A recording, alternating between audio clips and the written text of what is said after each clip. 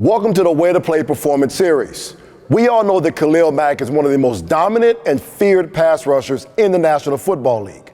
But what is it about this player that makes him so special? Well, we all know that physically he's a specimen.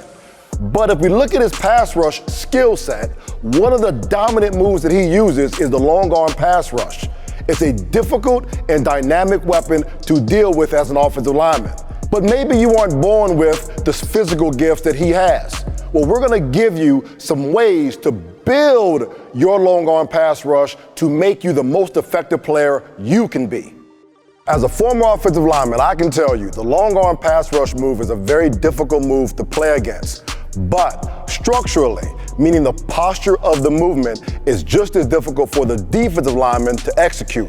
We're going to look at two key areas for you young athletes to focus on while you're away from the game in order to become better at this move.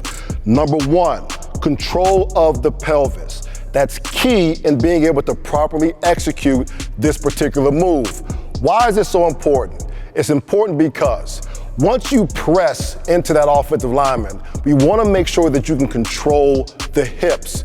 Because if you can control the hips, you're going to be able to truly apply the force through the offensive lineman versus getting yourself into a position where now your hips start to sink and you start to round the corner around the offensive lineman, which would be a win for us.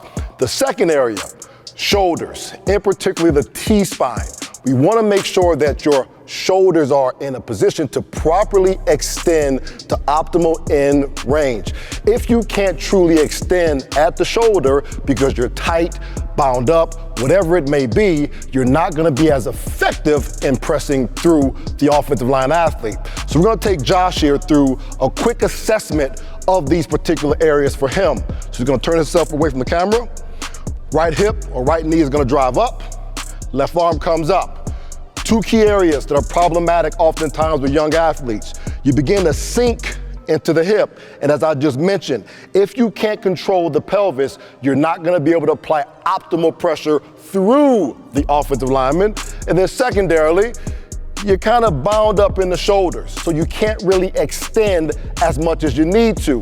The great thing about the long arm is the space that it creates. But if you don't have the ability to press into me and continue that pressure into the offensive line athlete, and then secondarily create that space, you won't be as effective with it. So what we're gonna do here is take you through a couple of key exercises that will surely put you in a position to be the best pass rusher you can be. When we look at building posture for a move like the long arm, we have to take into account the pelvis. So before we get started, we have to recognize that there's abduction taking place in this move. That's ab with a B. So I just want Josh go ahead to show what abduction looks like. So he's just pushing himself away laterally. The way to keep it simple, like almost a shuffle. He's pushing himself off the left leg laterally. That's the abduction. So if he was going at an offensive line athlete, he's still pushing himself away laterally while gaining ground forward. So there's a great deal of pelvis control that has to take place in this. So for starters, I'm gonna have Josh put his right foot up on this box to kind of give you an idea, visual, what we're talking about. We're gonna go no resistance to start. So as you see, his right side of his pelvis is lower than his left side, and his foot is basically on midline. Just to give a visual, if I'm 100% or 50-50 on feet, I lift one foot off, I've shifted this to my midline to be 100% on one foot. That's where he's at right now.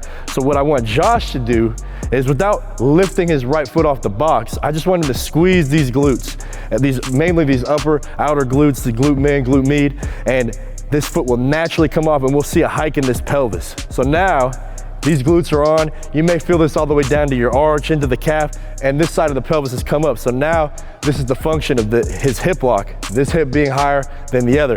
So one more time showing how that could be in let's go ahead and show it how it would be on a long arm. So if you were really breaking down the movement, this hip, while you're in air before it gets ground contact on the right side, will slightly be up. So here's another exercise to challenge this. And this is also, just remember, this is an abduction exercise. I'm gonna have Josh put this band, double it up, and put it on his left foot, the foot that's not on the box, and then have the tension in that same side, so left foot, left hand. Again, his weight's midline, this hip's down, this hip's up. Now I want you to squeeze, and we've added resistance, and it takes a little time to build it. We like 5-second holds for these, for multiple reps, so let's just get one 5-second hold if you got it. 1, 2, 3, 4, good enough. keep working at it. Start with no resistance, add resistance. If you have access to weights, maybe you just hold it into the side that's down, just like that. If it's right foot on the box, hold it in your left hand. If you have the luxury of a barbell, it could also be done this way too. When executing a proper long arm, a certain level of mobility is going to be needed and extension in the shoulder. But many times when we think about mobility, we're just thinking about the shoulder. We're not thinking about the T-spine. The T-spine is very important when we talk about rotation, extension, or flexion. And obviously right now we're talking extension.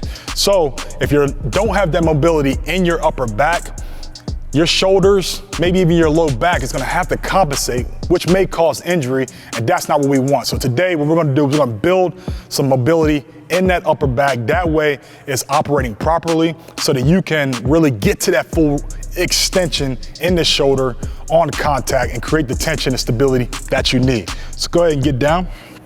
First thing we're gonna do, all you need is a foam roller, nothing crazy. And all we're gonna do is this. We're gonna get some flexion extension in the upper back here. And all Josh is gonna do here is he's gonna focus on keeping his rib cage down. We don't wanna let our rib cage rise, because if we let our rib cage rise, the low back is really gonna become the dominant part of the movement. We want extension and flexion in that upper back thoracic part of the particular spine. So as he's going down with his shoulders, what he's gonna focus on is driving his chin up to the ceiling and back down. Right? Don't bring the chin to the rib cage, because on the way back down, when you're bringing it back, your rib cage will raise up and we won't get that actual extension and flexion in the T-spine that we need. Good. After he does that, we're gonna maintain neutral. Now what we're gonna do is do some arm overs. So go ahead and get your arms together. We're gonna do some arm overs. We're gonna open the lats up a little bit. He's just gonna go over the top. If you notice, he's not letting that rib cage come up either. Come back down. Come on up.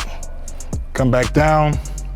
You could do about 10 reps of this, maybe do a couple sets, depending on how you need, just to kind of loosen things up a little bit.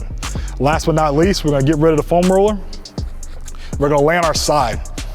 We're gonna bring our hips up to about a 90-degree angle. And what we wanna do is focus on keeping the knees on the ground. So all he's gonna do is he's gonna reach really far.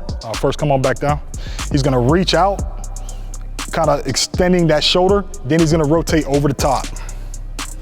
Good, bring it on back. If you don't touch the ground, don't worry about it. What we're trying to do is really get some extension in this shoulder while also allowing this T-spine to rotate a little bit. That way we can fully open it up. Make sure you keep the knees down. Good, come on out of that.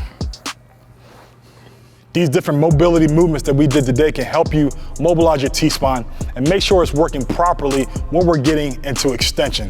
Because if not, your body's gonna have to compensate, and that's not what we want. So make sure you're mobilizing your T-spine. All right, now we're gonna bring it all together. And the only way to get better at pass rush moves is to do them all the time. This is something you should probably be doing in your house, or you are doing in your house already, or through school. And you can always hip flip by somebody, or rip, or swim by somebody, and you can avoid them. But to practice the long arm, you really don't want to be walking by someone and just stab them in the chest. They may not end well.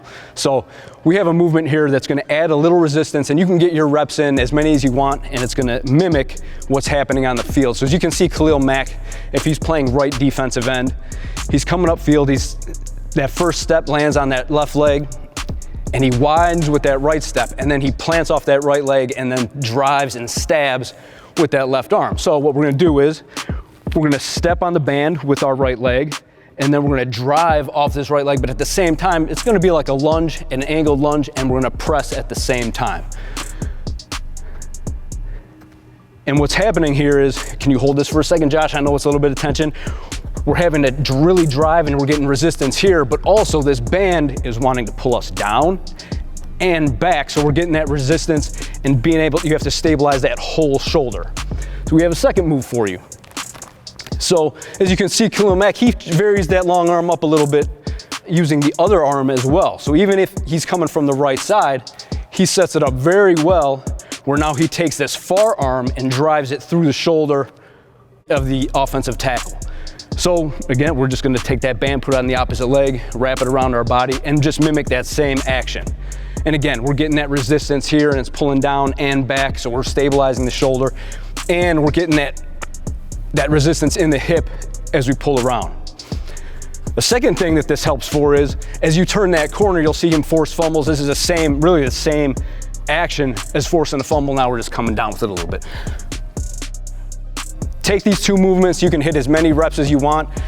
I'd say start with a light band. As you get a little bit more confident, a little bit more stable and strong, you can amp that intensity up with a little bit heavier band, and that'll challenge you a little bit more. But get those reps in, become a master of your technique, and when it's time to play again, it's going to show up on the field. Now there you have it. You have a couple of key areas to focus on while you're away from the game that will hopefully take your game to the next level.